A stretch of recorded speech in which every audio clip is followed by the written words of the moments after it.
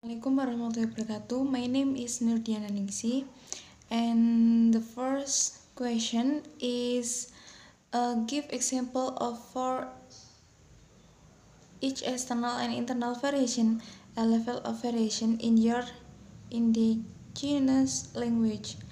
And the answer is the first is a gradient of mutual intelligibility.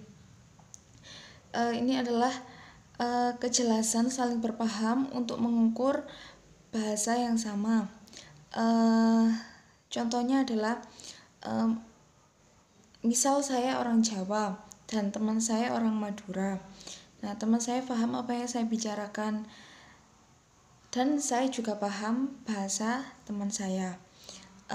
Seperti contohnya saya paham kata tedung.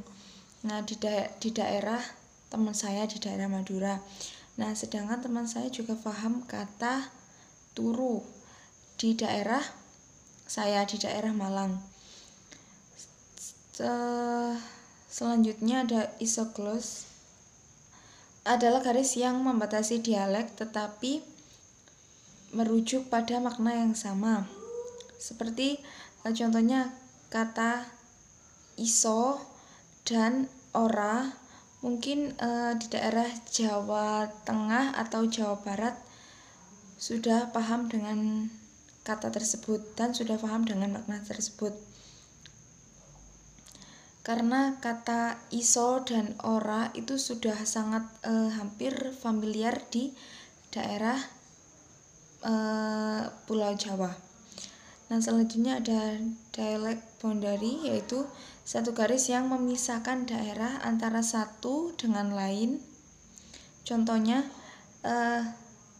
daerah barat Malang seperti Blitar, Tulungagung itu biasanya menyebut kata makan dengan sebutan madang.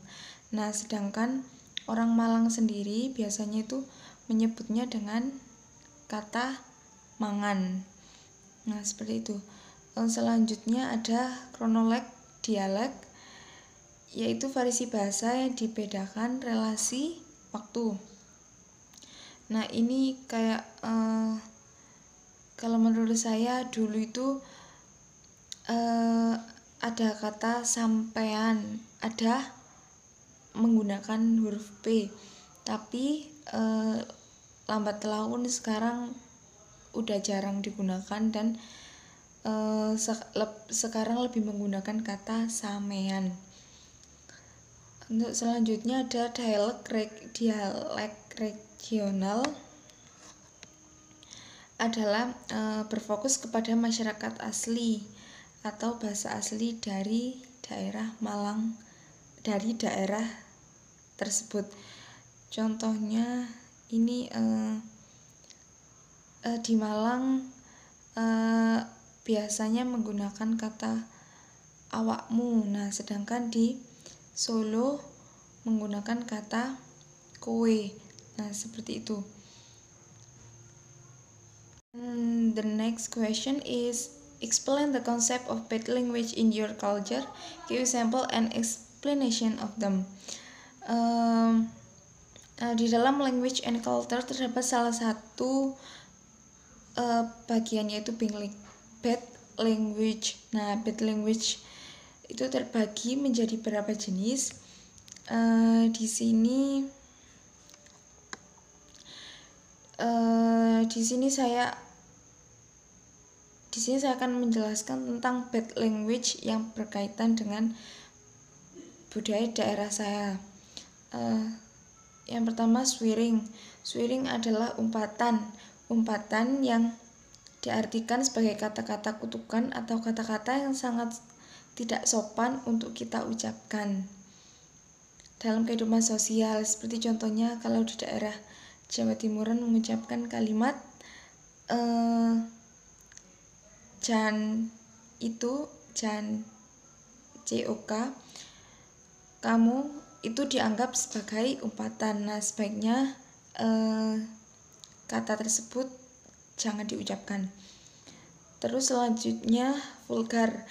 Vulgar adalah ungkapan atau penggunaan kata-kata yang dianggap tidak sesuai dengan standar bahasa atau kata-kata dan tulisan orang yang tidak berpendidikan. Dalam bahasa Inggris, istilah vulgarisme dapat disamakan dengan kata-kata kotor atau tidak senonoh. Tetapi vulgarisme dalam konteks linguistik atau sastra memiliki cakupan yang luas dan tidak terbatas pada kata-kata kotor atau seksualitas. Nah, ini contohnya kalau di daerah saya biasanya kayak meninggal, kata meninggal itu ada yang bilang modar, ada yang bilang mate, dan lain-lain. Seperti itu. The next question is analysis film, and I choose film Naruto Shippuden episode 366. Yang pertama,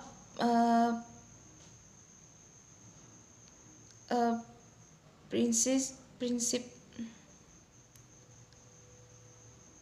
kerjasama, yaitu Naruto Shippuden 2,5 tahun sejak Naruto Uzumaki meninggalkan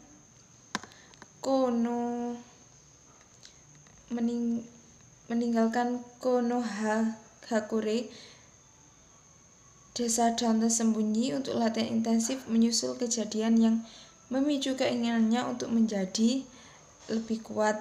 Sekarang Akatsuki, organisasi misterius ninja nakal elit, mendekati rencana besar mereka yang dapat mengancam keamanan seluruh dunia shinobi. Selanjutnya, pelanggaran maksimnya itu, meskipun Naruto lebih tua dan kejadian mengerikan muncul di Cakrawala, dia sedikit berubah dalam kepribadian, masih kasar dan kekanak-kanakan. Meskipun sekarang dia jauh lebih percaya diri dan memiliki tekad yang lebih besar lagi untuk melindungi teman dan rumahnya. Implikasinya, apapun yang mungkin, Naruto akan terus berjuang untuk apa yang penting baginya, bahkan dengan mengorbankan tubuhnya sendiri. The next question is an analysis video, and I choose is debat Donald Trump and Joe Biden. Dan strategi kesopanannya, Donald Trump mulai menyela Willis untuk membantah pertanyaan tentang tidak memperkenalkan rencana komprehensif aturan untuk menggantikan undang-undang perawatan terjangkau atau yang dikenal Amerika Serikat dengan Obamacare. Ini diterapkan saat Barack Obama menjadi presiden. Saya kira saya memperdebatkan Anda, bukan dia, kata Trump. Willis berulang kali minta Trump dan Biden untuk menjaga ketertiban selama debat. Namun dari CNBC International disebutkan bahwa Willis lebih banyak menegur Trump. And the next, kami memenangkan pemilihan, kata Trump memulai. Pemilu memiliki konsekuensi. Namun berbeda dengan Trump, Biden lebih memilih untuk menunggu pemilihan Presiden Amerika Serikat selesai terlebih dahulu. Ia mengatakan hakim seharusnya baru dipilih setelah semuanya berakhir. Rakyat Amerika memilih hak untuk bersuara, ujar Biden. Mendengar jawaban tersebut, Trump memotong pembicaraan Biden. Ini membuat sang moderator ikut campur dan melerai keduanya. Last question is 9 factor UNESCO, and the first is intergenerational language transmission atau transmisi bahasa atau generasi. And next is absolute number of speaker, jumlah nyata penutur. And the next is proportion of speaker, perimbangan penutur, and loss of exciting language domains, punahnya beberapa bahasa. And the next is response to new domains and media, respon terhadap ranah baru dan media. And the next is materials for language education and literacy, materi untuk pendidikan dan literasi bahasa. And the next is governmental and institutional language attitude and policy, sikap dan kebijakan pemerintah dan lembaga terkait. And the next is community members' attitude toward their own language, and sikap komunikasi terhadap bahasa mereka sendiri. And amount and quality of documentation, jumlah dan kualitas dokumentasi bahasa.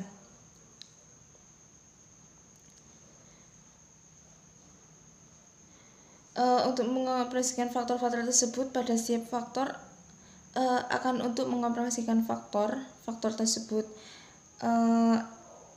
and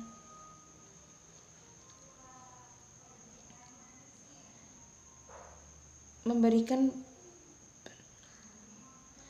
untuk faktor nomor 2 itu sangatlah sulit mendapatkan informasi yang akurat, jumlah penutur. Di samping itu sangat sulit diinterpretasikan. Kemudian istilah speaker pada faktor ketiga itu juga ambigu.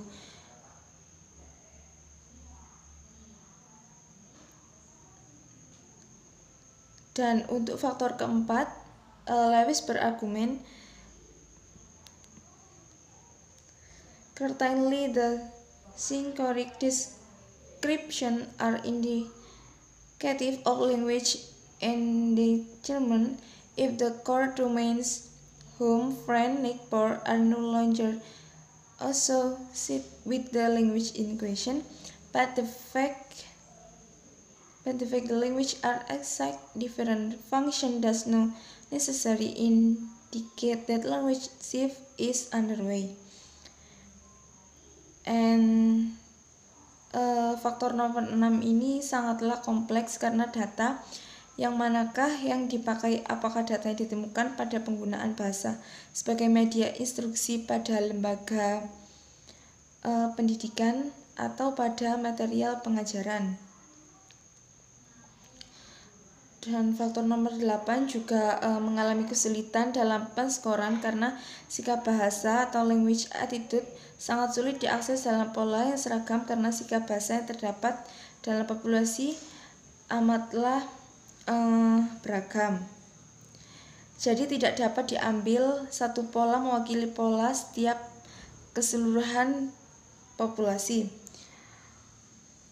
Dan faktor nomor 9 masih memerlukan investigasi mendalam karena jumlah dan kualitas dokumentasi bahasa sulit dinilai. Berapa bahasa tidak atau kurang dalam mendokumentasian, namun bahasa tersebut masih hidup.